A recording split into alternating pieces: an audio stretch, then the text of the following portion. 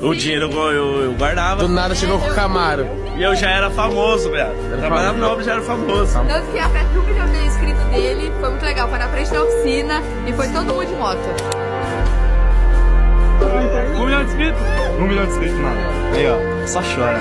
Eu já viajava com você e era tão legal a gente poder registrar. E eu olhava você 5 anos atrás e eu falava, olha que massa, ele lembra. Tipo, então, please, eu quero fazer do meu canal uma memória. Meu canal é um livro da minha vida, tá ligado? Não é todo que você fala, Renato comprou uma Ferrari. É a evolução da minha vida. Eu vou voltar no meu canal 7 anos atrás, você vai ver que eu tô numa CG indo pra escola. Só fui conhecer o Renato como canal dele, porque ele escondia o rosto. Quando ele comprou o Camaro. Só lá eu fui saber que ele tinha um canal. Eu já tinha 700 mil inscritos, eu tava na obra. Sério? Graças ao ensinamento do Renato, aprendeu com ele, mano. Não tem o que falar. Obrigado. Então o curso saiu hoje, gente. Eu encontrei um público gigantesco que gostava da mesma coisa que eu gostava, que era de lendas, Casa Abandonada.